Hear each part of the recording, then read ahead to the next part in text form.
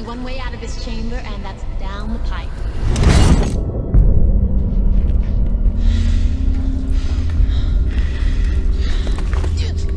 I'm stuck!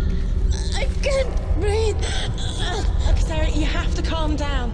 I'm coming back, okay? Okay. Okay, move! Now! Now! Move her, please.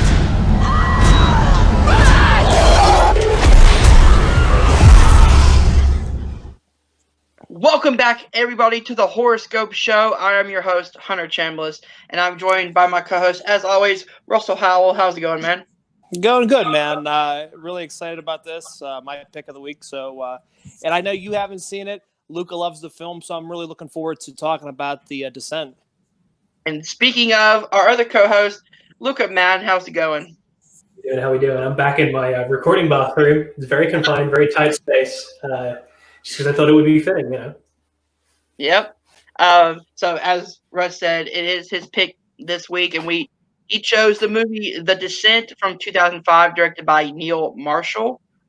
A movie that I haven't seen, but have been looking forward to seeing. And this gave me a great excuse to watch it. Yeah, it's always good to get those movies out of the way that you haven't seen, especially like this one, because this is such a really good film. Oh, yes.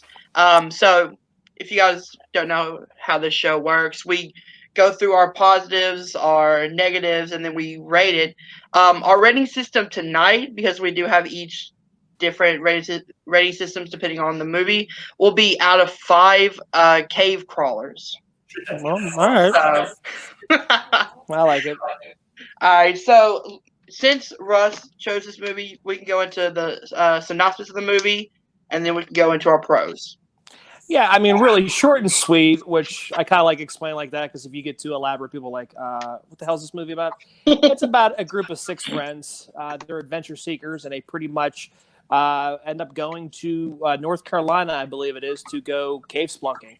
And they are supposed to be at this one, but they end up being at a different cave that we find out later on. Yep. And this is when all sorts of bad shit, crazy shit starts to happen. And they soon realize that they are actually not alone in this cave. It's one of those claustrophobic films that stays with you when you watch it. And it's just a fun time. So, yeah, I'm looking forward to talking about this. Like I said, that's a movie in a nutshell. I don't want to really ruin it all because we're going to be ruining it later on. So I just want to get wet the palate, so to speak. Yeah. So let's kind of go into our non-spoiler opening thoughts. Then we'll cut into kind of a spoiler warning, because this is a movie that I think if you guys haven't seen, you should definitely go watch before we spoil everything about it. So I want to go into kind of our non-spoiler thoughts, and then we can go into more elaborate later on. So, Luca, on to you. Okay. Without wishing to get too much into like specific like big things, where to start? I like the setup. I like the general idea of the movie.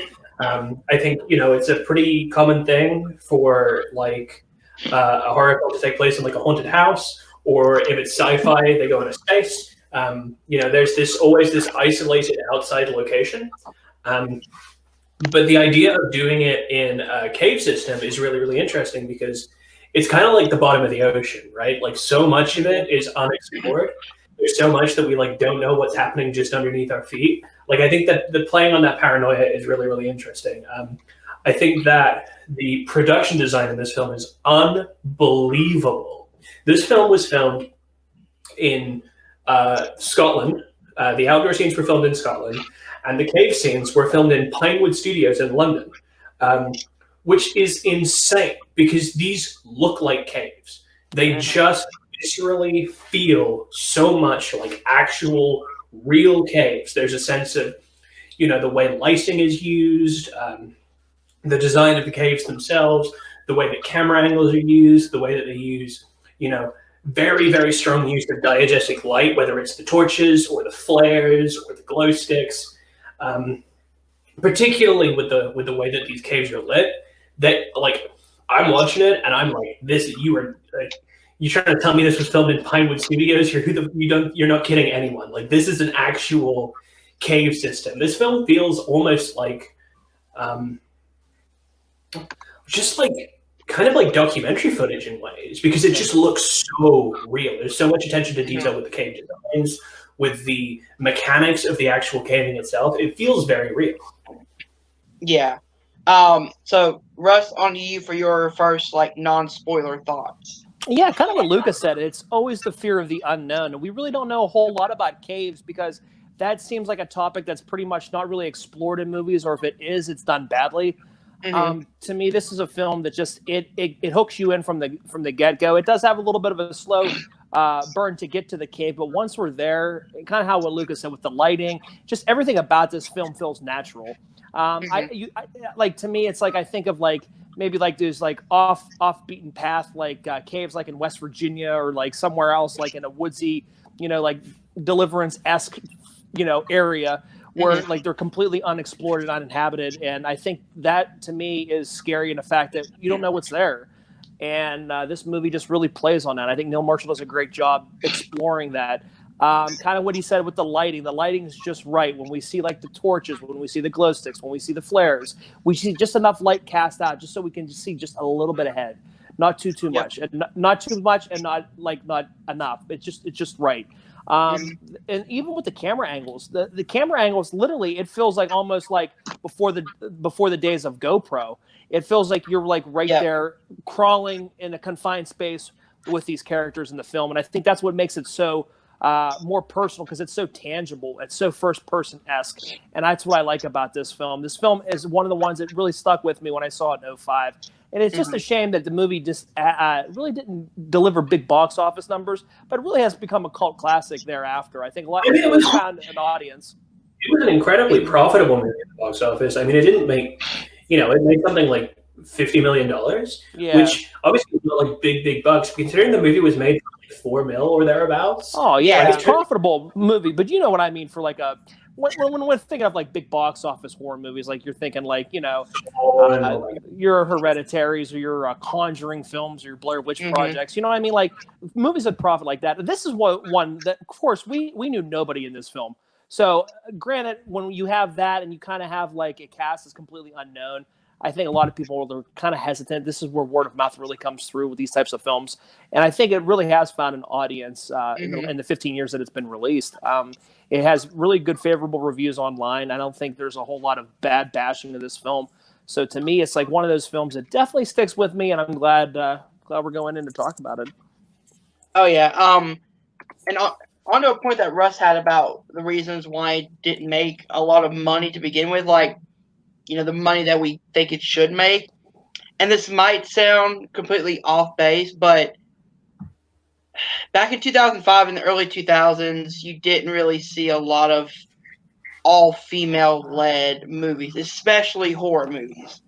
So maybe that had something to do with people being hesitant about it, going in to see it, because really you didn't have I don't think you had any like solo female horror movies up until this point that I can remember. It's been a mix where you had guys and females, and you had kind of a mix, or you had mostly males with a little bit of female side characters. If you're gonna go Black Christmas as an ensemble, maybe. Sure, but I'm saying outside of that, I really can't think of anything else. Like I know Sorority Row was a horror film that came out later on in the early 2000s or whatever. Yeah. But you really didn't, and kind of what you said, yeah, I think it was based upon the fact that, you didn't have a whole lot of female-led, horror films. We were really starting to see, we were actually starting to see a lot more female-led action films with, obviously, like, Charlie's Angels and Charlie's Angels Full Throttle and stuff like that. We were starting to see a little bit more of that. But in the horror genre, we really didn't see a whole lot of that going on. I think it was a mix. There's a continuation of, obviously, the Final Girl trope, right? Yeah.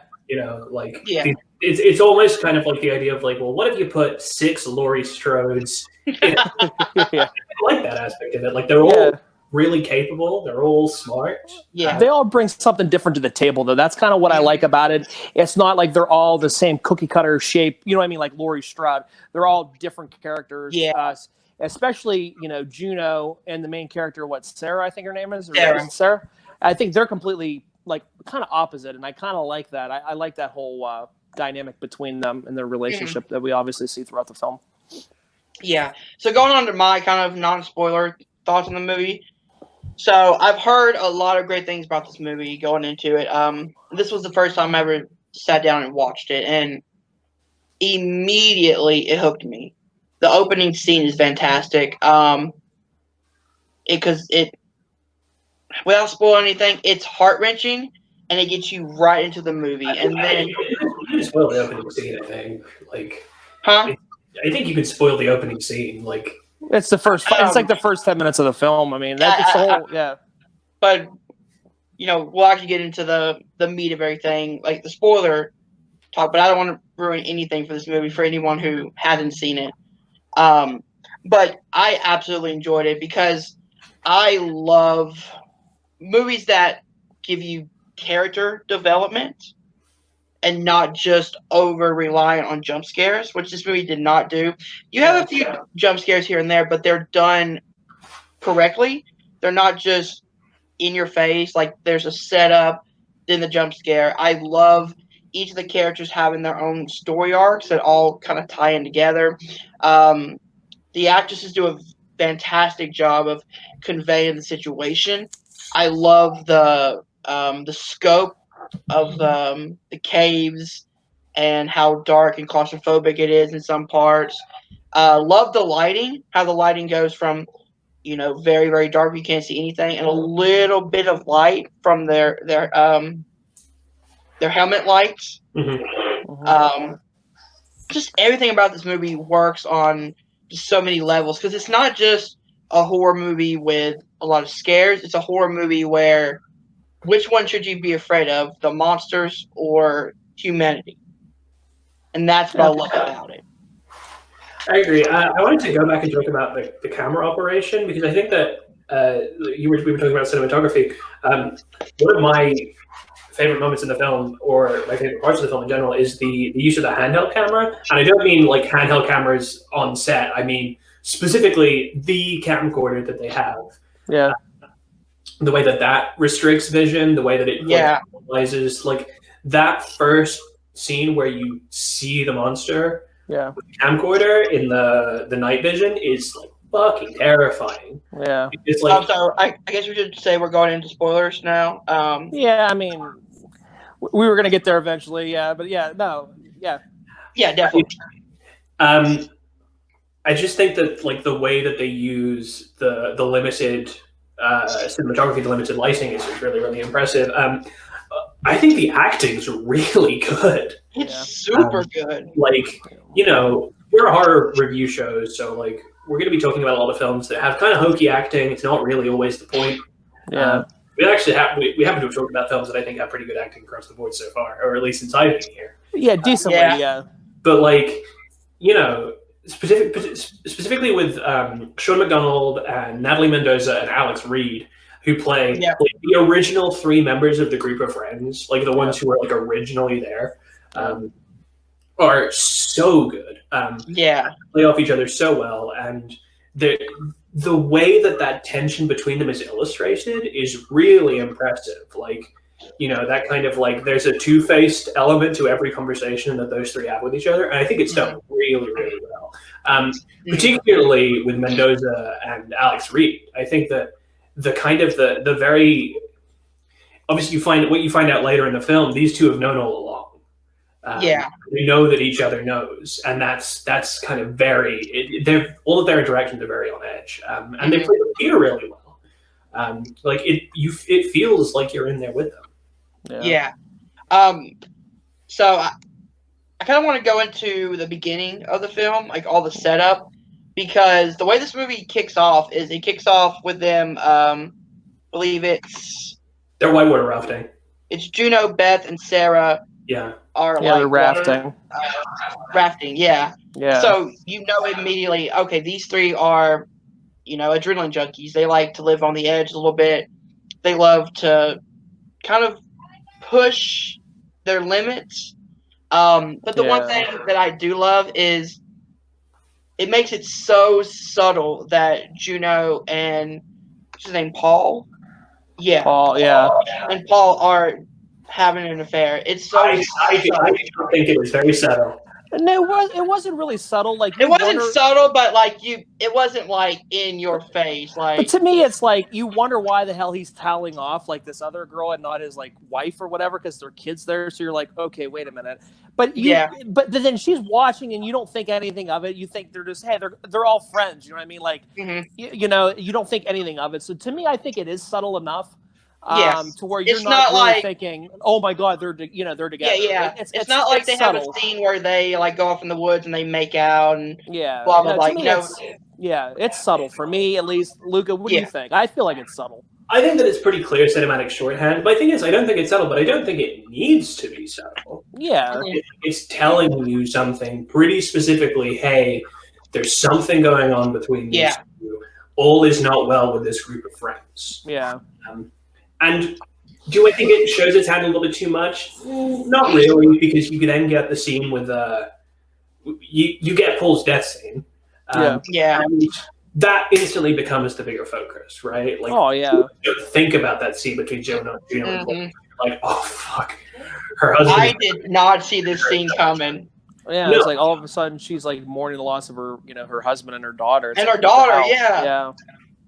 It's way out of nowhere, and that the flow of information is done really well. How, okay, you know that the husband dies as soon as it happens, but you're thinking that the tension moment in that is going to be some kind of conversation with Sarah and Paul about Juno, right? Yeah.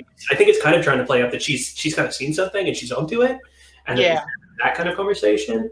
But then instantly it's like, Paul's gone, but you don't see anything happen to Jessica, which I'm kind of glad we didn't, but like. Well, it's kind of inferred that that's it's kind of inferred, like, because you can see the pole coming through the back where Sarah's located, or Jessica's located, like, because she was right behind Paul in the.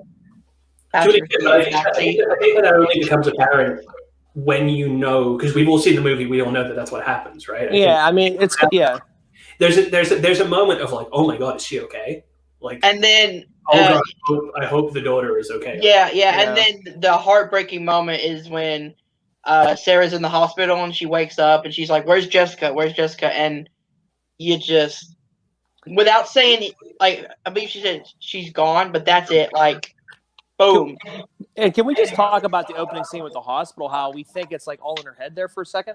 Mm-hmm. Because like nothing's happening and like the hospital's empty. You're like, wait a minute, is she like is this like a is this all a dream or something? Dream, like that? yeah. You and then all of a sudden the reality sinks in and then everybody's like, and then again you still don't understand what's going on. Is this reality or is this not? Is it a dream or is it a reality? Because of the fact that like the way people are walking right past them. They're not in the way of anybody that's walking. You know what I mean? Like, so you do second guess yourself. You're like, wait a minute, is this really happening? And then we obviously do find out it's a year later. But like just that scene right there kind of gets you to question things. You know what I mean? Like her mind and her her frame of mind isn't obviously 100%. Obviously, given the tragic losses that she has just suffered. Yeah. Yeah, and then what I love is that then the title card comes up. And you're sitting there like, okay, this is all before the fucking like title card happens. Like now I'm more invested in the movie coming forward because I feel like if a movie has a good like little scene before the title card that's really gets you invested in these characters, then as the movie goes along, you're not having to waste a lot of time in the movie developing all your main characters. You can do that in a great little scene before the title card hits, and then you're ready to go. Yeah, I also like that it's like kind of somewhat disconnected from the actual plot of the movie itself. Like Neil Marshall has specifically said about this film that he didn't want to make like an American style horror film that blew its load in the first 10 minutes and then catch up. So having a scene like this, which is it gets you invested not in a scary side or in the the terror of it or anything like that, but it gets you hooked into the emotions of the characters, provides a really good way to give you that hook without having to go full balls to the wall and do like huge axe murder scene at the beginning to like set up the rest of the story. I think that's what It 2017 did very well, was that it had the Georgie death scene at the before the title card happened, and then you kind of see everything fall into place after the title card sequence. For sure. Well, they want to give you a chance to kind of digest everything that just happened. I think, and I like that idea because kind of what Lucas said. You don't want to go throw all the cards on the table at once. You want to hook the audience in slowly with what happened. Okay, let's go ahead and digest what happened. Okay, she lost her husband. She lost her daughter. Okay, let's go ahead and take that in a little bit.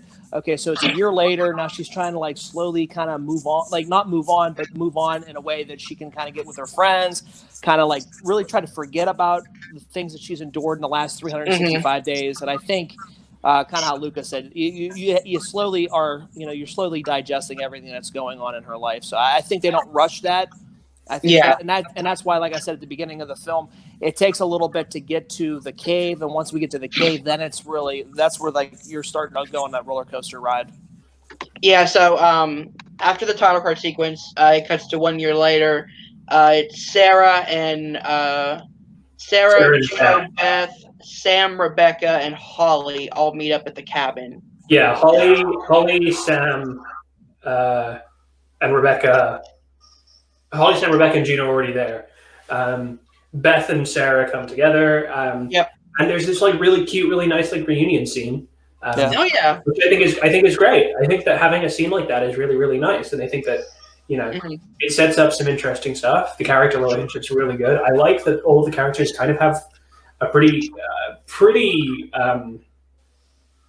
defined personality. Yeah. You learn a little bit about Holly. You learn a little bit about the core three of Beth, Sarah, and Juno. Rebecca and Sam are a little bit. I have no idea what their relationship is. I think they're mother and daughter, but I could be wrong. No, I got like a romantic kind of. I think that they're supposed to be girlfriends. I think they're together. And who's the one that they introduced? The one that's not like, I think she's almost like an outsider. She's not like in a group. Who's that one? Holly.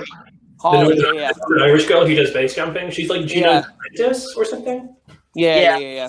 She actually had a funny line where she's trying to convince him to go base jumping. They're all just like, yeah, no. It's like, you do this without any like protection? What? Yeah. One of my favorite like just kind of together scenes in the cabin is when I forgot which one it was, but one of the ladies comes out wearing the full PJs. And they just all start dying laughing. She's like, guys, it's a Christmas present.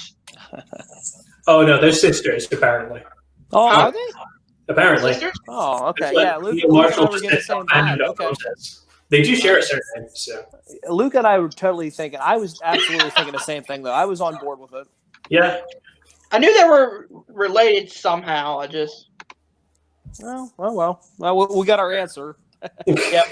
By having the same parents.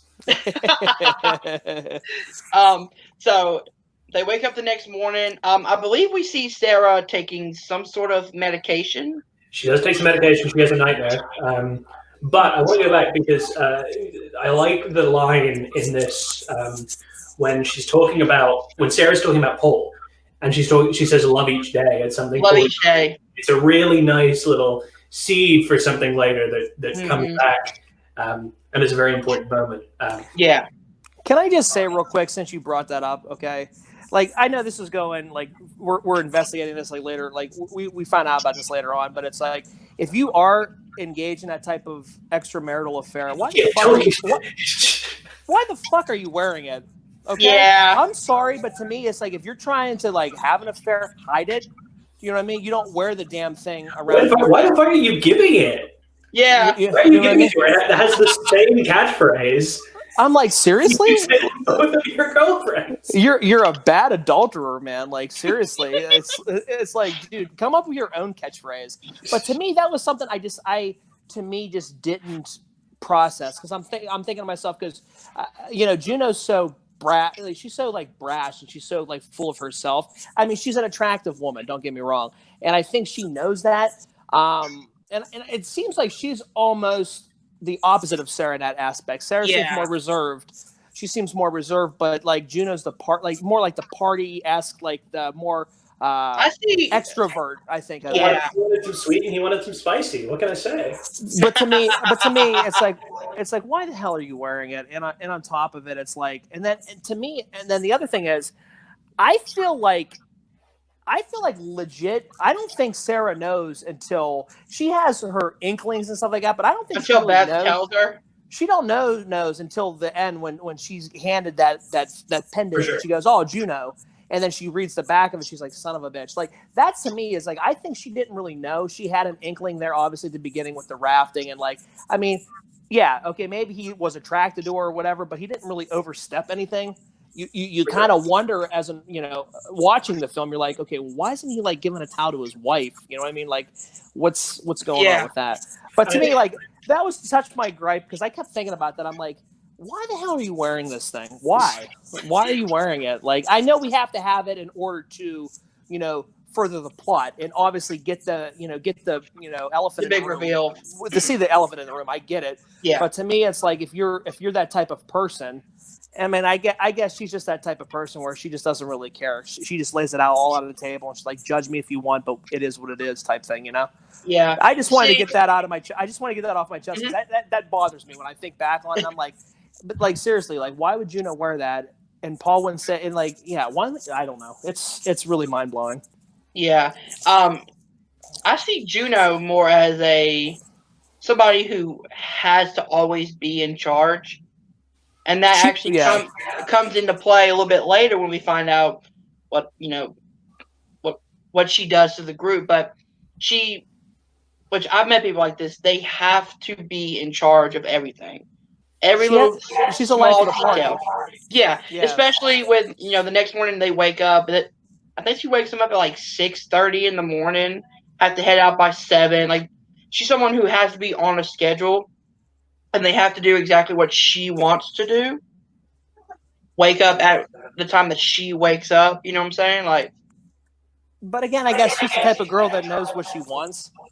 So it's like, you know what I mean? It's like everybody else kind of just like follows along to the beat of the drum. They don't really ever question it. Like they just like, oh yeah, okay, we're gonna go do this. You know what I mean? Yeah, it's early, but oh well. You know what I mean? Yeah. And we already explained at the beginning when we were given a synopsis about the whole idea that they're not even going to the place that they thought they were going. Yeah.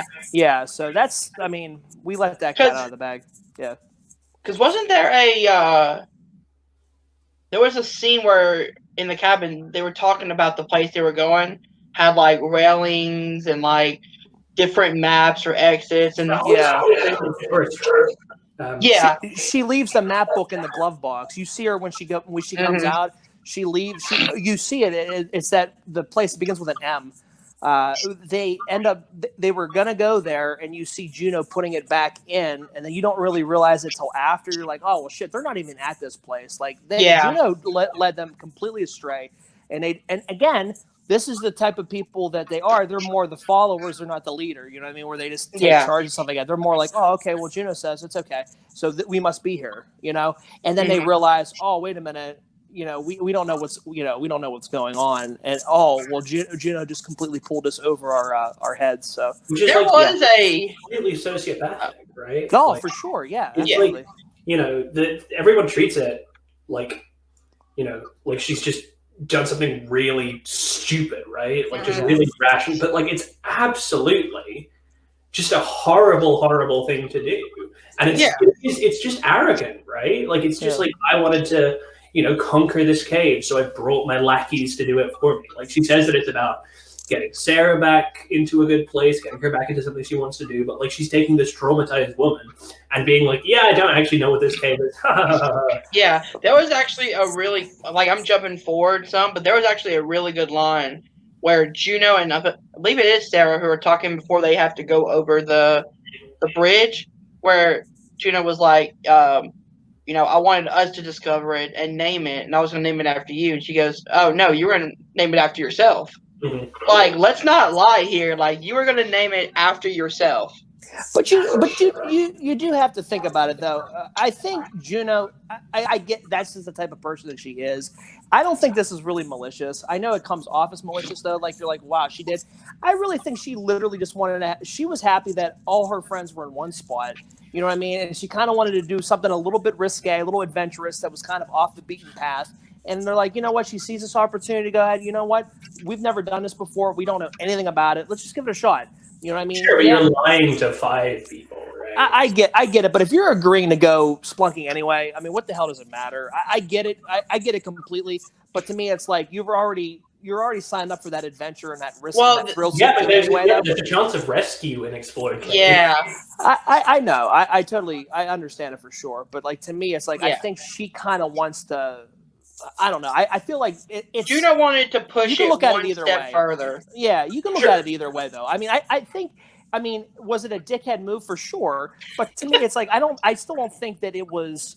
I mean, I still think she was coming from a place of like, you know what, like really like thrill seeking. I think she just really wanted to do something completely off the beaten path, something that's not routine and structure and stuff like that, to kind of throw everybody for a loop and on top of it and say, hey, you know what, let's just do this. Like, yeah, I understand that she lost her husband, she lost her daughter, but you know what?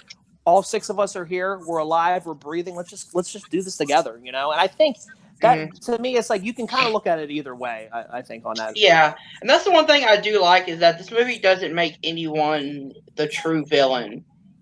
Because you can see both ways of like Sarah's side, you can also see Juno's side. Like everyone is so different. I can't see Juno's side. Huh? I really can't see Juno's side, but I don't think she's a villain. Like she's not a villain, and like even like her, but I don't think I wouldn't call her a villain. Like to me, it's like, and we'll talk about it later on. I just wish her and Sarah would have had that conversation. Do you know what I mean? To say, hey, listen, this is what happened. You know what I mean? Like, kind of explain where it was at, because it takes 2 people to do this. It's not all Juno's fault. And I don't think she should be solely responsible for the affair. It's Paul's fault too. There was something going on in your marriage that was leading Paul astray. Then we should address. Maybe he's just a dickhead. Or maybe he's like a sex addict. I don't know. But to me, it's like, you know, you can't just place this blame on Juno. And I know that like watching the movie, you kind of like, everyone's kind of like, and again, we'll talk about it, but everyone's kind of like against Juno. And I think she gets a lot of undeserved hate for that. And I don't think that's completely 100% her fault. To me, I think it's, you know, 2 people are in a, you know, if you're obviously, you know, in a committed relationship like that and you go astray and stuff like that, it's not just because of the person you cheated on with's fault. I think it's, you know, you gotta reevaluate your relationship too. I wish they would have had that conversation. That's all. Sure. I think that's what I'm trying to say. It's Paul's fault too. He's dead. So like, Paul can't. Yeah, and Paul absolutely can't talk for himself. Again, it sucks because, you know, just the way everything happens. It really sucks that they didn't have that conversation. Sure. Yeah.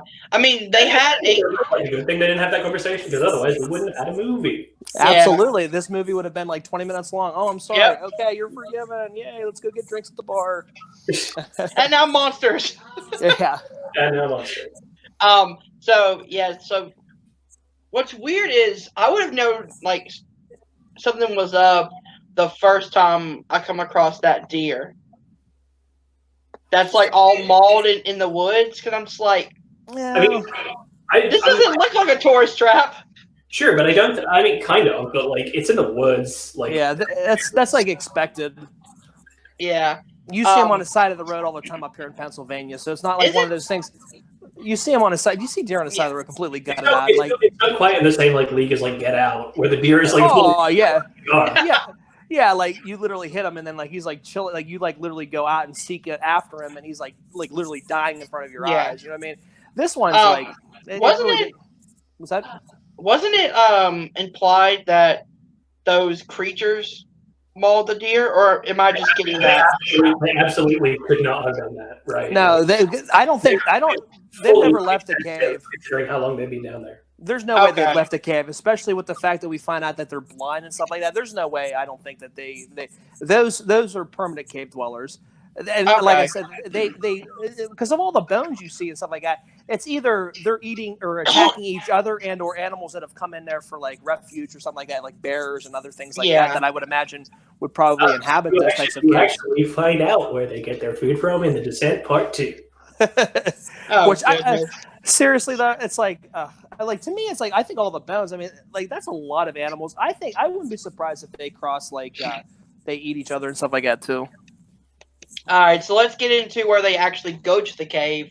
There's a really cool shot where, you know, I think it's Juno who's screaming hello, and you can hear the echo, and then the camera pans up, and you see the wide shot of the cave. And I also think you see a cave dweller off to the side. Do you really? I didn't catch that. I'd have to pull it back up because I was watching a review on it, or where they break it down or whatever, and they said during the wide panning shot, if you look over to the side behind, because there's where the female are when they go down, and then off to the corner there's a dark side, and you can see one cave dweller like off to the side. See, that's something you'd have to see on a second watch. You would never catch that the first time because your focal point's not there. Your focal point's them. You know what I mean? So I don't. Yeah. I mean, and that's what I'm saying. Like cool on my first time, I didn't see that, but watching like reviews and breakdown footage, you can kind of. That's a fun little Easter egg. Yeah, I mean, I feel like it would kind of fuck up the pacing of the movie for anyone who did catch it first time. No, I could be wrong. It might be in another scene, but I know there's one before they actually meet them in the cave. Like there's where you see one off to the side somewhere. The other thing I appreciate about the movie is the fact that kind of what Lucas said in the beginning when we see that UV ultralight thing. With the night vision camera or whatever. The camera, yeah. We don't see everything. We just see a little bit. And it gets you, like, just kind of how, like, Jaws was so successful. Yeah. You don't see the whole thing. You just see just enough to get you curious. And I like that. What it reminds me the most of is Ridley Scott's original Alien movie. Yeah, same thing. Yes. In a lot of ways. Like, the way that the monster is shown, like how different parts of it are shown at different times. And also, like, it treats the underground like outer space to me. Like no, they are. They're mirror images of each other if you think about it. Like kind of how you were saying. I mean, they are both desolate areas that aren't really inhabited very much, if at all, and it's rarely documented or made into like obviously now space movies are a dime a dozen, but obviously what Ridley Scott did was something kind of pioneering that genre. But to me, it's like I like. And even a trailer did it too. That you didn't see a lot of the reveal of the creatures, which I liked because again, it's nice to set the table for that. It's nice to get that build up that suspense of the film, and I do appreciate that. Yeah, and what's cool is I wish I would have saw this in the theaters, but I was like way too young in 2005. I did not see this in theaters. Oh my God. I saw it in theaters. That would have been incredible for the close up. Cave scenes? Oh my God. They were intense. Like I was like what 20 I was like 22 I think when this came out. 22, 23. I'm 22 now. Yeah, so that shows you that I'm going to be dead soon. Yeah, that's what that tells you. I'm going to die before both of you. It's quite great. Isn't it great, guys? High risk category in this pandemic. Yes. Seriously, I'm elderly, guys, compared to you. Thank you. Thank you for that. I hate when I think about movies and stuff like that. It was funny because I work with a kid and he's not even 21 yet. And I said, oh yeah, blah, blah, blah. Like, with 9/11, I said, oh, that happened my senior year of high school. He goes, oh, I was just born. I'm like, boy, I feel old. Like, thank you for that. I appreciate that. All right. So I believe after they descend into the caves, they have lunch, and that's where we have the scene with Juno talking to Sarah about, hey, I'm sorry I wasn't there, blah, blah, blah. Not my favorite scene in the film. Really? I don't really think it's a necessary conversation to have. It's not. It's not because here's the thing. Kind of snowballing with what Lucas said. It should just be implied that your friends, like you're there for your friends during that time. They should have been there for each other anyway. So to have that dialogue and stuff like that, to her saying, "Oh well, sorry I wasn't there." It's like, well, in that situation though, how much is enough time before you're there? You know what I mean? Like, the level of grief is different for everybody. So you don't know, like, was she there for the funeral? Are we getting this because of the fact that she was so broken up that Paul was dead that she couldn't come to see that because she loved this guy so much? Kind of what Lucas said, though. I don't think this is a necessary conversation to have in the film because again, you don't know the motives of why she did or did not go, like, sooner rather than later, or vice versa. Yeah. And to me, it's like, and that's the other thing. Like, you almost feel like this is the first time they saw Sarah in a year. It's like, oh, hey, Sarah, what's up? You know what I mean? Like you guys are like best friends. You guys have like probably hung out a bunch of times thereafter. Paul and the daughter died. I would imagine that they were constantly. I think the implication is that Sarah and Gina specifically have. I think the implication is that Gina went off to America. Yeah. She continued doing her adventuring stuff, whereas Sarah was with Beth. Yeah.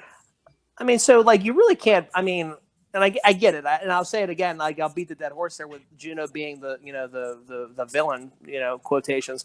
But I mean, she was living her life. I mean, what are you at fault for? Like, I mean, you can only offer condolences and do so much. I mean, I don't know what they really wanted. I agree on that front. Yeah. But I think that, like, to me, the implication, at least, is that, like, they were a team for such a long period of time. Yeah. And then Gino just kind of drifted apart without. Yeah. I get it. But I also think it's a weird thing to be like, hey, I haven't seen you for a year. Yeah. Sorry about not being there when your husband died. Like, I'd be like, you didn't text me? Yeah, it's like, do we really have to rehash this shit? Like, seriously, I'm trying to get over it. It's been a year. You could apologize to me about this, like, before we were in the big dark scary cave. Also, weird, like, slightly weird thought. Why did they wait until they were in the cave to have lunch? Like, it's like 10 minutes of actual in-movie cave time before they sit down for lunch. Like, done that? Like, you could have eaten on the way to the cave. Like, what the hell are you doing? You could have gone for like a nice, like to like a diner or something for like some kind of sloppy, greasy spoon brunch or something. Absolutely, because There we go. Because you guys are all nursing hangovers from the night before. What's better than greasy food? Hell yeah. So I believe after that we have, in my opinion, one of the scariest scenes in the movie, where Sarah gets trapped underneath the rubble. In the movie, and it has absolutely nothing to do with anyone's face. The panning of the camera, where it's just like it literally shows you Sarah just stuck, and Beth, I believe it's Beth, right? It's Beth, yeah. Having to come back and be like, what are you scared of? The hard part's over. Come on, try. And then all of a sudden, it just breaks. And you're like, holy fuck! It is. I swear to God. It gets me so incredible. Like, I'm massively claustrophobic. This film scares me more than almost any other movie, just because I'm so intensely claustrophobic. Like this and Buried and The Vanishing. Buried is so good. Buried is good though, but no, like to me, it's a horror movie, but it scares the shit out of me. But to me, it's like as you're seeing, and that's the other thing I like about the film. As she's crawling, you can see the space getting tighter. And you're like, shit. She doesn't have a whole lot. Like, they're lucky that all these girls were like moderately skinny. Like, because if you had a fat friend, she would not be going on a spelunking adventure with you. I would not be going. Like, you know what I'm saying? No, you like these guys, like these girls are all pretty much like obviously thin in shape. But I'm saying like. As you're seeing her crawl through, you can start to see the spaces getting tighter and tighter. You're like, oh my god, for sure. And kind of what Lucas said, you get that like that the oxygen's been taking away from you, like they're like holding on to it. You know what I mean? It's super constricting. Especially with Sarah screaming like, "I can't get out," and like, I think we also see a flashback to I believe it's Jessica blowing out the birthday candles for a minute there.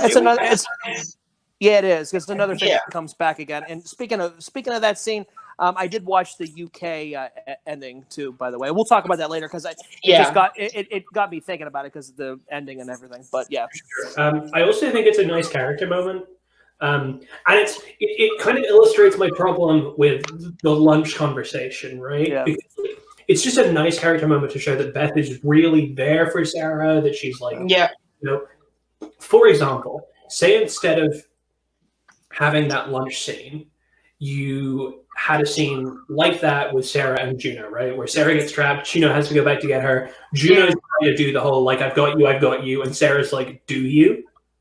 That'd have been cool like that. It's really more palpable of a way to do that than being like, oh, I'm really sorry about your husband. I'm really sorry I wasn't there for you. I'm really sorry. There have been a better character moment there, I think. More character building, I think, for those two to have that type of moment. Yeah, for sure. But yeah, Definitely. it's incredibly well done scene, and it's paced really well, and I think Beth's character really shines through in it, and I think it makes it really like Sarah doesn't really, she's kind of out of practice, right? Like she's rusty. Yeah. That's dangerous. Yeah. But also, so then, but go ahead.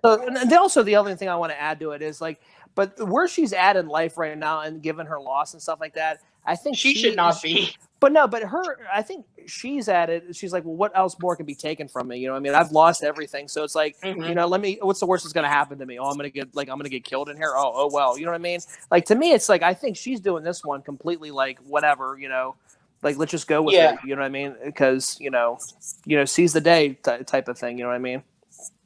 From what I get from her. Day. Yeah, love each day. Wear it around your neck. Wear it around your neck. So the cave starts to crumble in between her. Beth gets Sarah out just in the nick of time, which that's the scariest scene for me. And then we have the reveal of, oh shit, we're not in the correct caves, are we, Juno? Yeah. And then you're just like, fuck. It's the real tipping point of the movie. It's where things start going downhill. Well, this is where it's a lot this is like how it's a lot easier to hate Juno in this situation. The character, it's a lot easier to kind of like blame Juno for everything because obviously, you know, she's led them astray, and now it's like she's the the villain now. So yeah,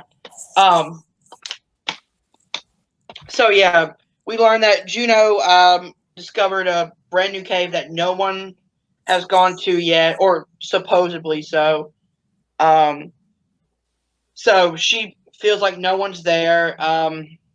She wants to discover it, go through it, escape, and then be able to name that cave after him.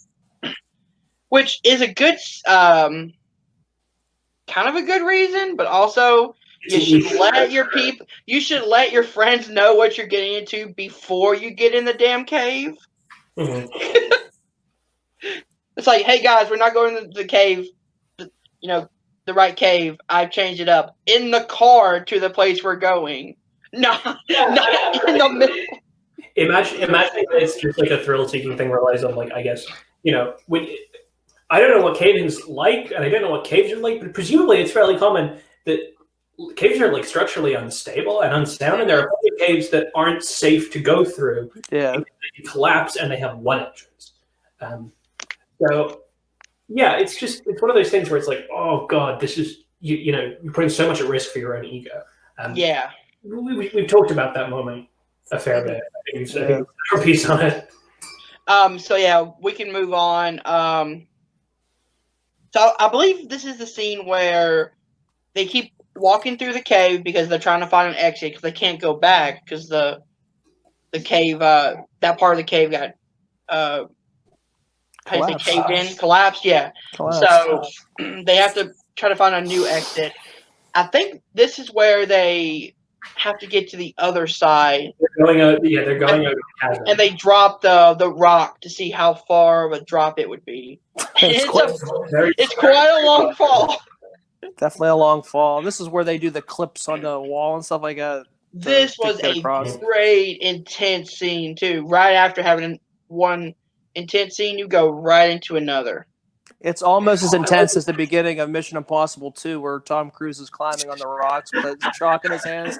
Dude, you want to talk about an intense scene where my hands were clammy. I'm watching, I'm like, oh my god. Because he has no harness. He has nothing. He's literally like free solo. You're watching like, oh my god. Like, it's amazing. It really is. Like, MI2 is awful, but I'm just saying that opening scene, I always remember. I'm like, yeah. It's like, Jesus, like, Tom Cruise is crazy. Mm-hmm. Oh. He's absolutely insane, man. Yeah. And we should bring up the fact that Sarah, while she was stuck, left the extra rope they had, and it got collapsed on as well. So they don't have the extra rope to get an extra person to the other side of the cave area. Mm-hmm. So, who went first? I believe it was.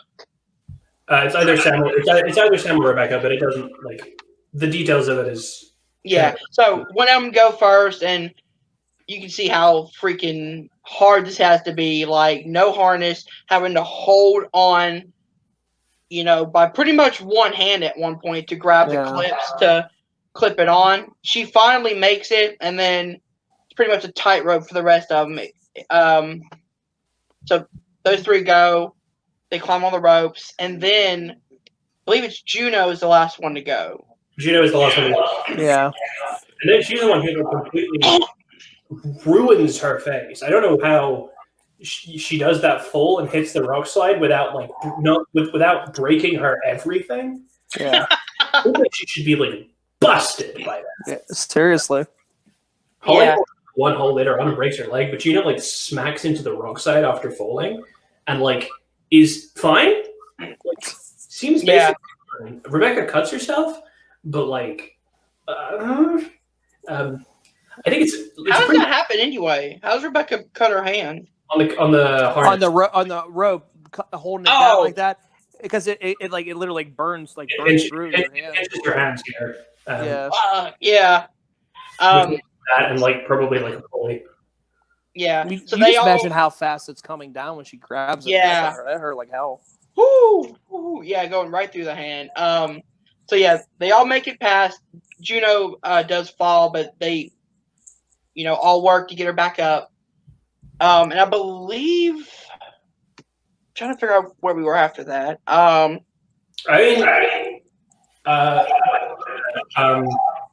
They discovered the climbing equipment. Sure, and the cave, yeah. Oh yeah. When the one was going across, she had seen somebody had already done this, and she clips the clip around the one that was already set up there. Yeah, so they know that people have been here before. Past tense. Which gets me wondering, and I could be off base again, which I'm jumping a little bit. Were, at least what I got out of it, some of the cave dwellers were those people that went into the cave and just got stuck? It's that they're the bones. No, I think the cave people are already in there. Yeah, because they've evolved to look like that, so they've got to be there for like 1,000 years or thousands of years. Okay, so yeah, again, I completely missed what the cave dwellers were supposed to be, because I thought that it was a group of people who attempted to go into the cave and got stuck there. Those people are already dead. Yeah, no, to me, those cave dwellers were already there, and they just pretty much us seeing that, and we know that they met the same demise that these other characters are going to meet eventually. So that's kind of how I mean. Okay. So yeah, after that, so they find what looks like an exit. Because Holly sees the sunlight, thinking that, there's an exit. And then guess what? She fucking falls, and it has a fucking hard to watch leg snap scene where her bone is literally out of her leg. Oh my god! Too much. Like, it's basically fine. It's gory, and she plays the pain pretty convincingly. Oh, for sure. And the fact that she has to pop the bone back into place before putting the tournistuck on it, and you hear and you hear the pop of the knee and see the knee stuff like that really gets to me. I don't know why. For sure. It sucks because you're thinking about it okay, so she's injured. Okay, first off, they're in this dark, confined area, and now she can't even use one of the modes of movement, and it's like, oh my god, and on top of it, it's getting harder to breathe in there, and it's like, you get that claustrophobic feeling, and you're like, oh my god, you feel for her because you're like, how the hell is she gonna survive? She's not, that she's done. She's not gonna survive. Yeah. And I believe this is where we get our first look at the actual cave creatures. Yeah. Sarah. And she's the only person who sees them at this point. Which again, I like that idea of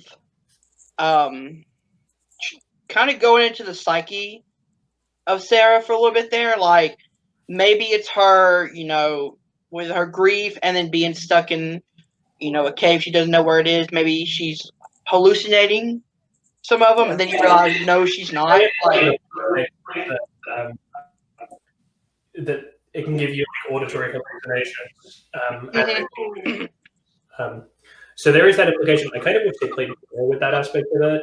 Me too. I personally, I wish that you could get to the end of this movie without actually knowing if the cave troll is really existed. And I think that's kind of what the UK ending was trying to. I don't think so. I think that was pretty clear that the troll exists regardless. But I think that it would be an interesting thing if you played on this idea of like, is it just complete paranoia? Like, is it just like these people are just completely unraveling and they're manifesting their own personal and their own suspicions and fear of each other into this kind of externalized form? But that's not the movie we got, right? Like, at the end of the movie. It's almost. It would have been interesting, but I still love the monsters. Like, to me, and kind of what you were saying, Luke, it kind of like, to me, it's like, I almost wish they would have had this, like, okay, a year later, and this is like kind of all in Sarah's head. Like, she's thinking about going on the like old, trips they used to do, and kind of like she's like playing it out in her head. You know what I mean? The fact that like she's gonna get revenge on Juno and stuff like that. You know what I mean? Like all this stuff that we end up seeing unfold in the movie, especially with the end scene where we obviously we'll get to it. It would be nice if it was kind of like, oh shit, she was just like, it was all in her head the whole time. You know what I mean? See, like, she was so, I think I would have hated that if it was a dream sequence or all in her head. Or the only reason why I say that is because what I mentioned earlier about the hospital scene, the fact that we see her completely zone out, like nobody's there. It to me, it's like, well, did they put that in there maybe because like, is this all in her head? Maybe like, again, I know it's not, and he could have went either way with this one. Marshall could have went either way with it, but to me, I was thinking, I'm like, that would have been a plausible, a way to go. It like this literally is all in her damn head, and she's just so lost out of touch because of the tragic losses that she had. You know what I mean? Yeah. I know we didn't get that, and I know that probably would have pissed a lot of people off. But it was one of those things where I was thinking you could probably pretty much explain it. I think you probably could. I think you could. That's when it's within something that is actually real. Yeah. Maybe Sarah goes missing and the entire group splits up, and you have these scenes of kind of like a high tension type thing, right? I was just going to mention high tension. Yeah. Have like scenes of being attacked by monsters of the other girls, but it turns out that it's Sarah or something like that, right? Or hell, like maybe I don't know how this would have worked, but do like you said, have Sarah be lost in the cave by herself. Then the girls come together to come and find her, and maybe Sarah's been in there kind of so long, a few days, few weeks, whatever. She starts imagining that they're monsters, and she starts trying to swing at them and trying to survive. When in reality, the ending is, they're her friends trying to save her, but she's been in there so long that she sees that they're kind of the monsters. Or you could just, or hell, maybe even like Juno is the last one to save her, and she sees Juno as the monster. Kind of messing with the adultery, things like that. Like she sees her as the monster. I don't know. Like you could have done something like that. Yeah, but like kind of what Luca was saying. Now that really does fall apart there at the end of High Tension. Now, I like the premise of it, but at the ending of it, it's like it's not possible. It's not possible. You know what I mean? We'll talk about that. I'm sure we'll bring that movie up because I really do love that movie. I've never seen that movie, so it's just the payoff. You're like, there's no way. Like you can't explain it. Like is the thing. You know what I mean?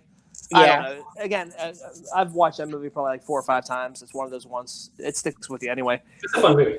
Oh yeah, that's a review for another time. All right, so let's get to the part where the actual creatures come into play.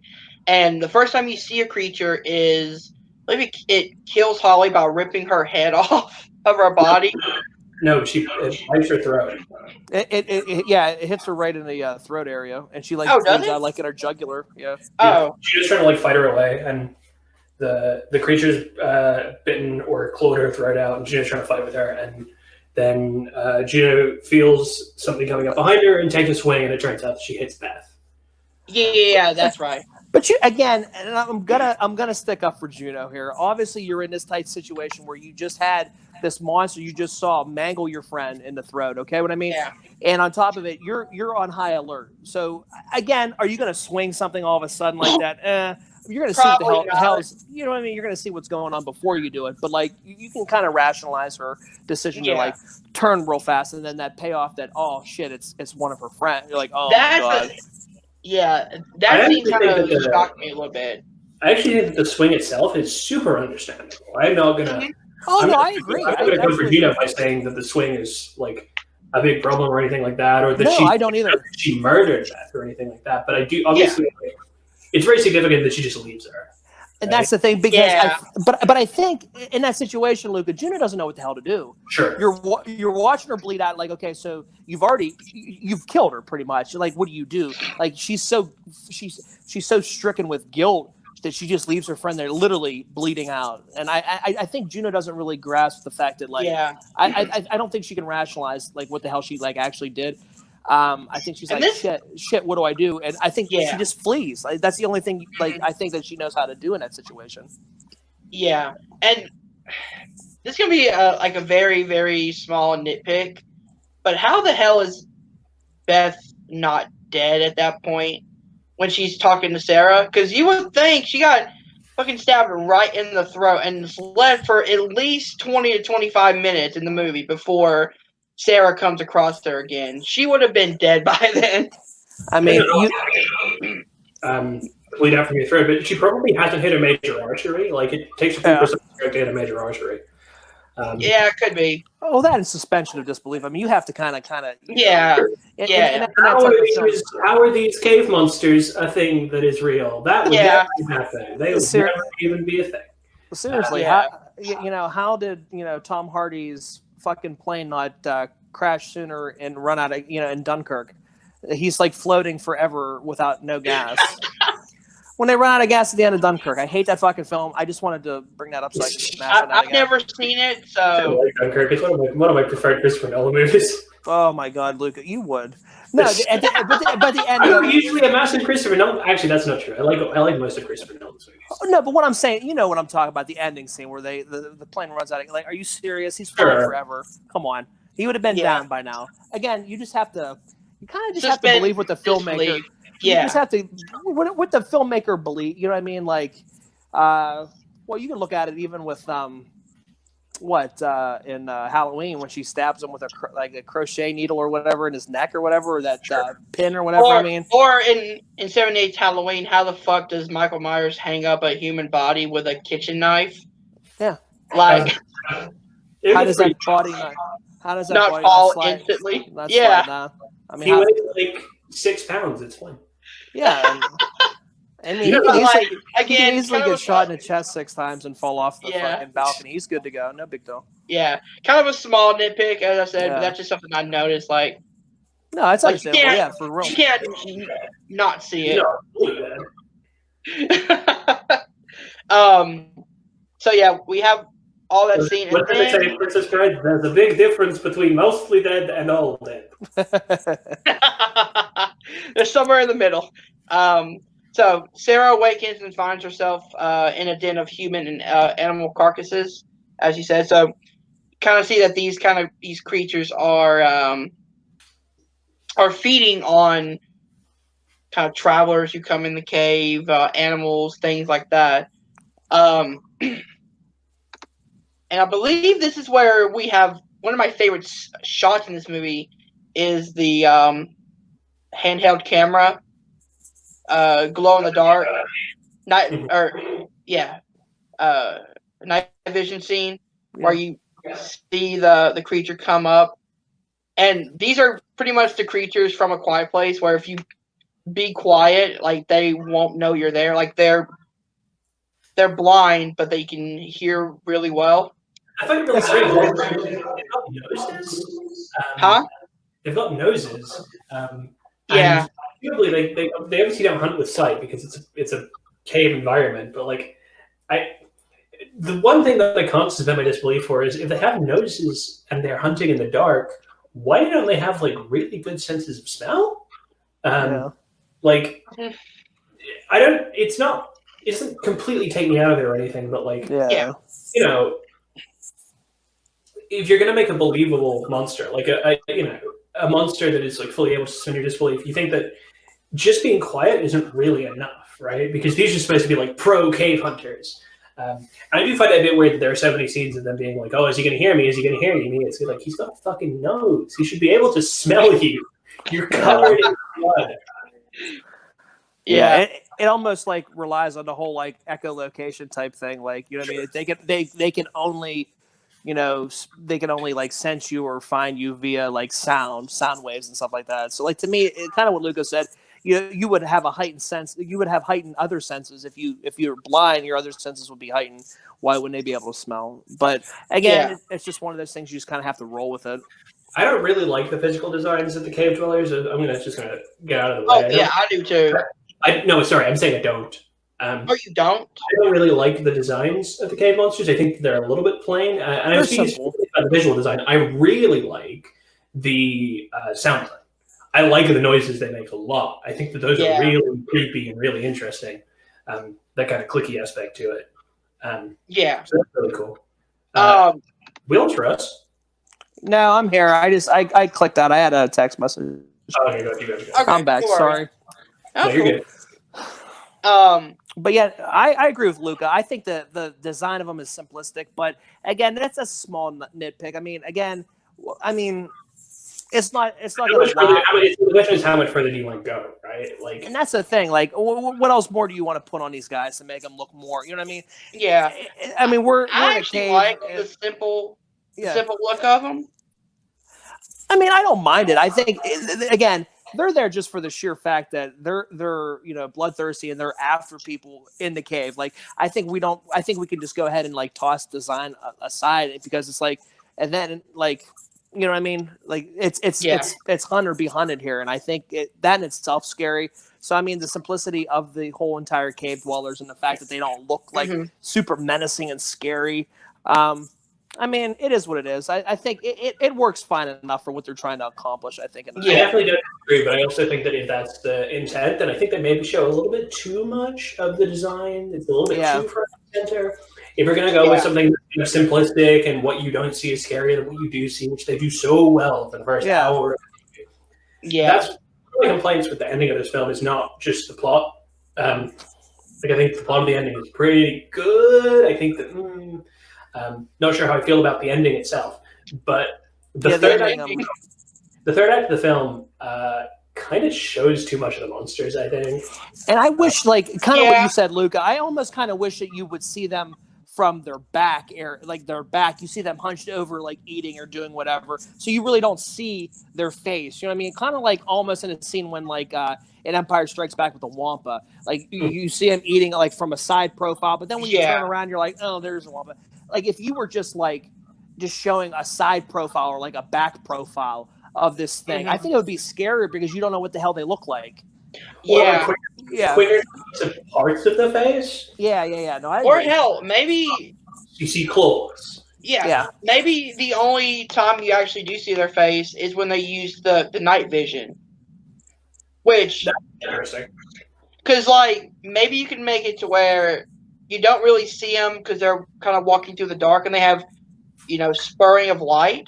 But the one time you do see them is when they bring out the camera and they have to see it through the night vision camera. Yeah, that would have been interesting because then you could have like showed them eating like by using their cap lights, and then when they come up to the camera, you have to be very quiet. That's when you can see their face. Sure.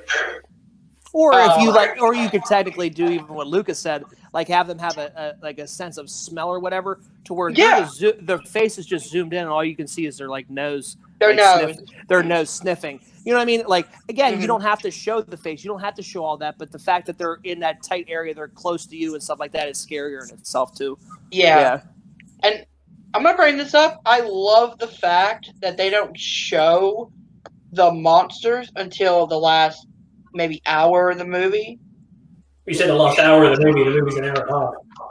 Is it? Yeah, like it's an hour, like 30 hours, Hour 40 35. maybe? Yeah. I thought it was about 2 hours, to be honest. It's an hour 40. I think Okay.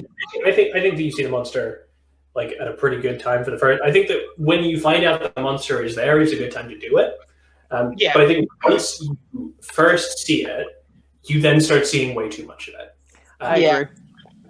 I think It's a small nitpick though on it though. Yeah. Really, yeah.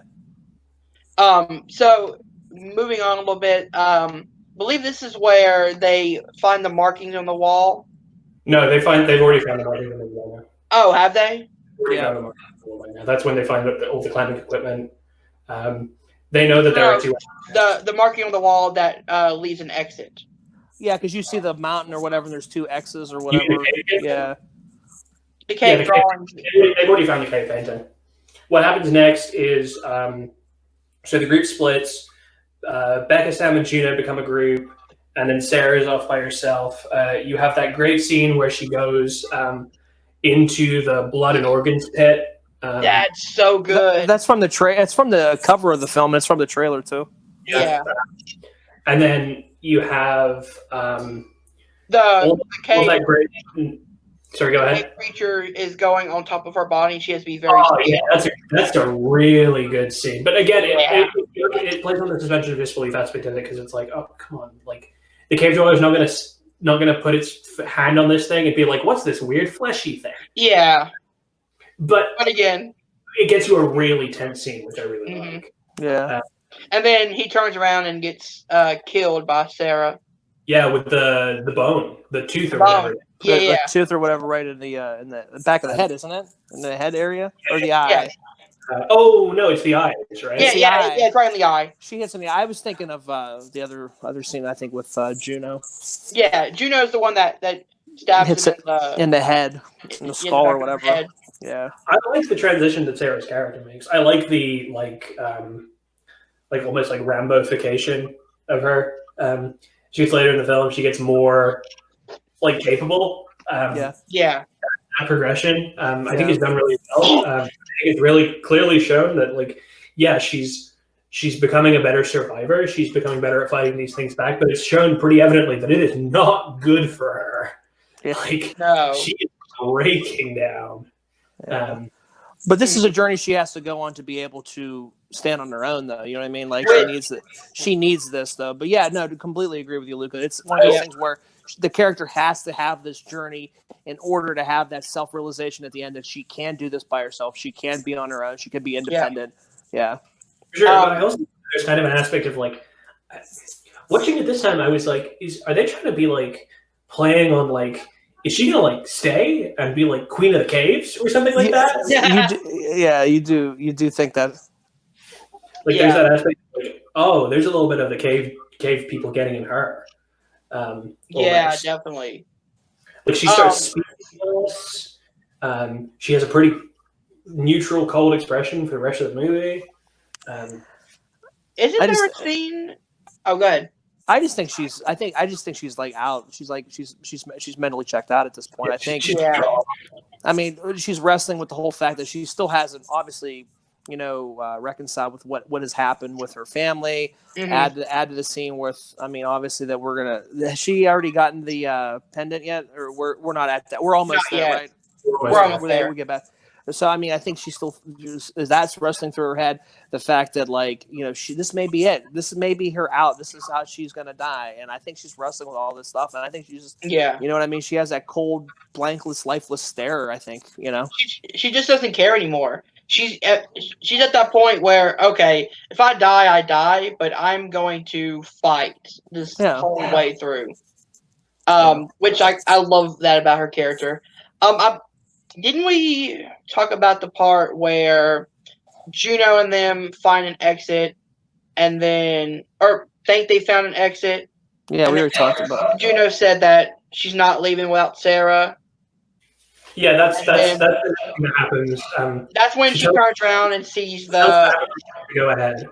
the army of crawlers. Mm-hmm.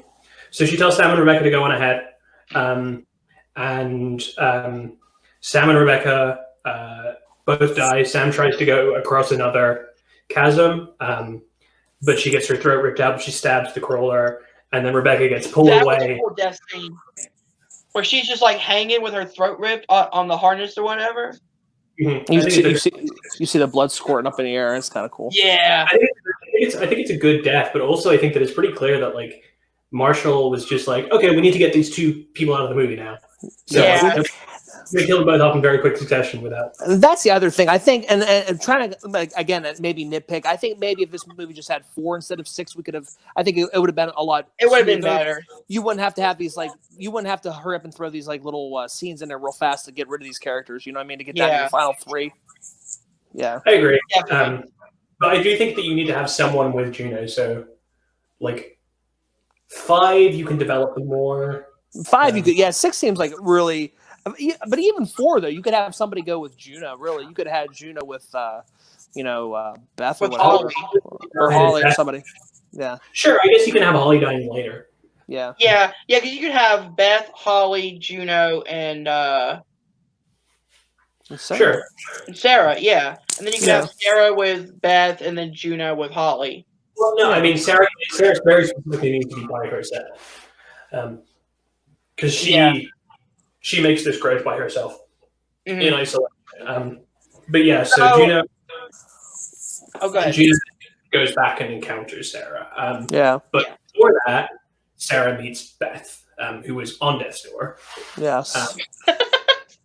25 minutes after being ripped throat. Yeah.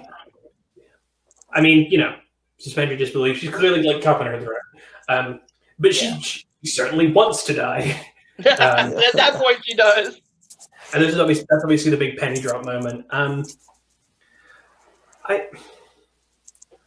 I think that the way that I think that it should either be enough that Juno has killed Beth, or it should be enough that they were having an affair at this point because she's so gone. I don't think that you necessarily need both. But I think it's a very good breaking point for Sarah's character. Well, she needs this in order to. But to me, kind of what you're saying, Lucas, like, to me, it's like, I don't like the fact that it's like Juno killed Beth because, like, it was an accident. Again, sure. I think to me, this is one of these things where it's like, it's easy to hate Juno in this situation. Obviously, Sarah's going to side with the fact that she hates Juno in this situation. You know what I mean? Even with the face-to-face meetup and she's asking all these questions about like, oh, where's blah, blah, blah. She didn't make it, blah, blah, blah. Didn't make it. Did you see Beth die? Yeah. Obviously, she knows she's lying to her. But my thing is, it's like, well, what the hell do you want her to do? Like, I mean, like, do you know what I mean? Like, it's, I don't know. I think it would have been better, and I think it would have been better if she, like, went out and told her the truth. I think what made it worse was that it was another lie that she could tell. That Sarah was like, okay, you lied to me about the affair, but now you're lying to me about killing Beth. Like, that was just, a lie on top of a lie on top of a lie. All she should have said was she got startled and she turned around and hit somebody. Exactly. Explain, hey, it was an accident. I was fighting for my life, blah, blah, blah. Explain it. Not add another lie on top of a lie before that Sarah could clearly see was a lie. To me, it's like one of those situations where it's like, first off, what reason does Juno have to kill Beth? Like, you got to think from the outside perspective of that. She has no beef with Beth. Like, why the hell would she randomly kill Beth? You know what I mean? And then on top of it, know that her necklace is gone. You know what I mean? You would know your necklace is gone. And risk, the person that you're having that affair with spouse or, their significant other find out about it. You know what I mean? So to me, it's like, I get it. This scene has to happen. I get it. We've already established it. The scene has to happen because we have to have Sarah come with the realization moment that Juno has been sleeping with her husband or having an affair with her husband. And now the ball's in her court. Now take it and do what you want to do with it. You know what I mean? And again, I feel like she would have been pissed, but I feel like if Juno would have explained why she killed Beth. Like, it wasn't no ill intention. It was literally, I was fighting for my life. You saw these creatures. You know, I was in fight mode at that time. She came up behind me. It was an accident. Instead of creating more lies, like burying herself so deep that she literally gets buried inside the cave at the end of the movie. She literally dies because I've seen the reviews for the second one. She somehow lives. To me, I just don't like the ending. I don't like the ending of this. I wish like it was to where they both made it out, and I don't think that they needed to kill off, or she didn't need to do this. I mean, I get the revenge aspect of it, but not. It's again, I'll say it again. It's shared blame. You can't put this all 100% on Juno. Though I do like the idea of Sarah having to face this and then making a decision of, okay, I don't think both of us could make it out of here alive. But if they really could. They really could have. It would be hard, especially with. Go ahead. I mean, I don't think it's a matter of possibility. They're both clearly the most capable fighters at this point. Yeah. They both are, the best equipped. And at this point, they just got to run and climb, and they're both good at that. They're your two strongest characters. I really don't think it's about I just think it's about Sarah at this point. Is just like, I'm done. You've taken me into hell. I am leaving because it's hell, right? Like this is the point is that you're going into hell. Yeah. Of a sort, right? Like not hell, more or less, absolutely. Like, so it's like you have specifically dragged me to hell. That's a shitty movie, by the way. I was gonna say we'll get to that one too. Don't worry, guys. And at this point, I'm not letting you get out of it, right? Yeah. You sleep. You have to. Right? Broken. But then, to me, it's like you're just as bad as Juno in that case. Then, if that's how you're going to do it, I don't think the film is necessarily saying that she's not. She's a hero. Yeah. No, and I get it. I just don't think Juno's this big. I get it. I guess I'm just like pro Juno. I guess it's just Juno apologist Russell Howell over here. No, but it's like just to me, it's just like I think of the fact that okay, yeah, she did wrong, and I completely get it. I know that Sarah has to have this moment where she's able to confront her past, or just come to the realization that she can stand on her own, literally stand on her own, because she takes the capability of standing away from Juno. But still, to me, it's like, I mean, at the end of the day, if you're going to get some self-satisfaction out of that, okay, great. But to me, it's like I don't think it's not going to heal everything. I mean, everything's still going to be there tomorrow. You know what I mean? But I think the guilt of leaving your old friend, quote unquote, your old friend there to die at the hands of these, monsters and stuff like that. I think that would weigh on you too. You know what I mean? Like you would have it a moment. Yeah, I feel like on that point though, because we talked about Sarah being at her absolute breaking point, before this. At this point, she doesn't care. She is literally in survival mode, and she's just like, "Fuck you! You lied to me twice. You brought me to pretty much hell. Like, screw you! I'm not going to try to save you at this point." It's literally just like, But you also have that bonding moment with Juno and Sarah where they're fighting off these animals, these creatures and stuff like that too. So it's like, they're clearly. I mean, it would clearly behoove you to have another person who's capable of that. To if shit hits the fan, whether or not you agree with 100% of what she's done, she still gets your back, and she still can do some damage. These are like Lucas said, these are the two strongest characters. The two strongest characters in the film. Have that scene at that point where she's like literally gouging the cave crawler's eyes out with her thumbs. That's a great death. She's not even using a weapon, right? Like she's just gone. Yeah, she's out of it. She's out to lunch. Yeah. But from a tactical perspective, let her help with the escape, but then if you really want to, you can kill her once you get out and just throw her back down into the cave if you really want at that point. Well, to have that sense of freedom, and then freedom's taken from you again. You know what I mean? Technically, Sarah did do that. She used Juno the same way that Juno tricked her into the cave. She used Juno to help her fight off the crawlers, and it was just like, "Hey, fuck you." All right, now quick question for somebody. Now, do you have any Hunter? Do you have any plans on seeing the Descent 2? No. Okay, Luke, somebody who's seen the Descent 2, how do they explain what the hell happened with Juno? Spoiler warning for those who haven't seen the Descent 2. So if you haven't seen either movie, you shouldn't even be here at this point right now anyway. Yeah. So they've gone missing, and it's been a long time. They've gone missing, and this character played by God, what's her name? I forget, the character's name is Rios, and I actually cannot remember how they explain it. I think they're just kind of alive, and they've gone missing. I think that they're like. Because I mean, how do you really undo that when you have all those creatures coming? Like you it's kind of implied that, was it one of those things where it's like, oh shit, we're gonna have a sequel? That's the other thing. You're gonna have a sequel. Is Sarah even back in that second one? She is. Yeah. So she's escaped. So what the hell's the point of putting her back in for a sequel then? What's weird is I watched a kill count video on this because I was like, I'm not gonna waste my time watching part 2. You know what? I might actually watch it. Okay, so Sarah's gotten out, but I think that the idea is that Juno's basically just like adapted. Okay, I'm gonna have to watch it now because I'm actually kind of curious about it now. I think it's and to our listeners, The Descent is on Hulu. I watched it on Hulu. Yes.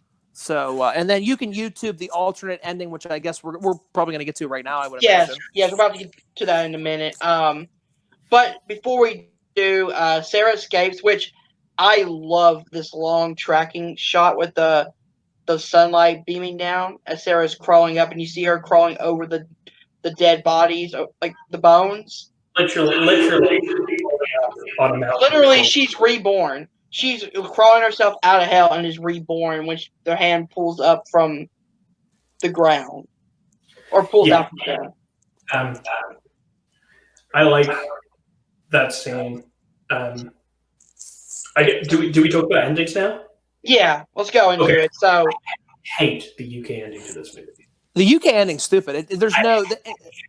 There's no reason to have that. I think there's no happy ending for the UK. The UK one's not a happy ending anyway.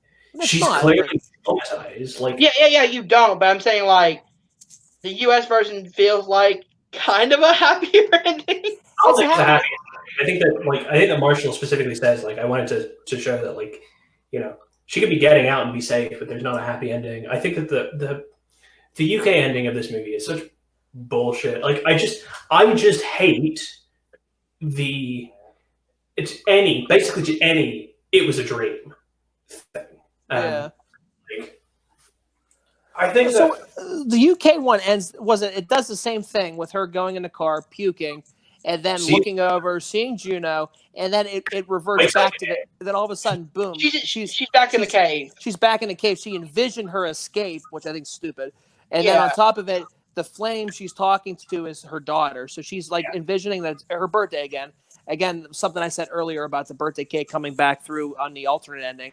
And then all of a sudden the cake fades over. The cake fades out to it's the torch, and it pans out, and you hear the creatures like squealing or whatever, knowing that pretty much she's an inevitable death. Sarah, inevitable death. It's not really clear how much of this she's dreamed.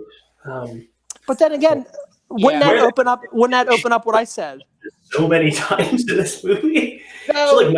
Like 3 times. No. But wouldn't that alternate ending open up what I said from the get-go, that it's all in her head? Yeah. Potentially. But I'm saying, like, because I still think that they kind of allude to that right there at that hospital scene where I think you're seeing that she's clearly not with it. And you can use that as escape. Like obviously, like, something like High Tension, like we had said, you can use that as escape to justify a movie. I mean, it depends on how well you do it. But I don't like the UK version. I'm in agreement there with Luke. Why the hell are you going to have that escape and then pull it back from you and be like, oh shit, just kidding, she's actually here in the cave the whole time? I think that's stupid. Yeah. Tell me, I distinctly remember an ending to this movie where Sarah escapes, runs into the road, and gets hit by a truck. I don't know what film I'm imagining this from. No, because I can. Yeah, It's a harmful situation. there's a lot of horror movies that have that type of. Yeah, I don't know what. Luca, I think this is like a Mandela effect for a brand new movie. Like to the Descent, but it must be in another movie where the It very has to end. be. I know what you're talking about because you think there's that imminent freedom, and then all of a sudden it's taken away from you. Yeah. Yeah. I'm sure that this is a movie that exists, but I was really convinced it was The Descent, but I have no idea what this movie. Luca, please message me when you figure this out, because then I'm going to start to think about it. And I still don't know what the hell movie I was going to pick that week. I think it was Jaws. I think it was Jaws. I really do, because I said something that wasn't literally a horror film. I'm thinking it was Jaws. But Jaws is indeed a horror movie. I don't know about that. That's why, and that's the reason why I feel it more like it's probably like action thriller type. I don't know. I don't know.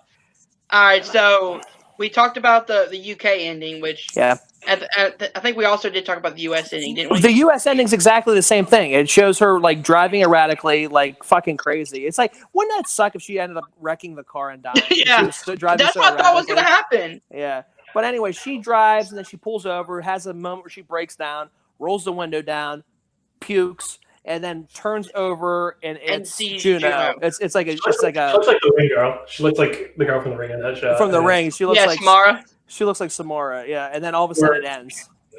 Am I the only one confused by the fucking jump scare Final Destination 2 log truck? It's supposed to be like I think the reason that it had such an effect on her is because it's like the truck from the opening of the movie, right? Is it? I think it's supposed to parallel the truck with the metal poles in it. Okay. I'm sorry. The only thing I saw was Final Destination 2. Oh, you're talking about what? There's a log truck that. Yeah. It's like a PTSD type thing where she's just so shaken up about. Yeah, I think that's just taking you back to how it happened. Yeah. So, my God, we're in about 90 minutes in. Good news, guys. You could have watched the whole fucking film. How about that? You didn't need to listen to us. But thank you for the views. Anyway, so let's get into our rating. Okay. So I'll start here. Now, as you guys know, each episode is going to be a different rating system depending on what the movie. So I chose out of 5 cave creatures. So I'm going to go. There's no big problems in this movie. I'm going to give it a 5. I'm going to give it a 5 out of 5. This might be one of my favorite horror movies I've seen in a very long time. So Luca. Really, really incredible. Plays really strongly on my own fears. I honestly think this is one of the scariest movies ever made, just for me personally. Just plays exactly on what scares me, which is that claustrophobia. And I was stressed out by this film from the moment. As soon as you see the hole in the ground, I'm like, no. Yeah, I think it starts a lot better than it ends. And I think that some of the character motivations are a little bit confusing sometimes. So not a perfect film, but a really, really good film that I'm going to give 4 cave crawlers out of 5. All right, Russ. And just to be different and not do an even number, I'm going to go 4.5 cave crawlers. Just because why not? 1.5. I mean, to me, it's like kind of what we said. I mean, it's that film where, again, another common thread. This whole this tightly spaced area. Yep. It's focused on one spot. It's that claustrophobic feeling that we've been doing. A lot of our films have kind of like had that similar theme.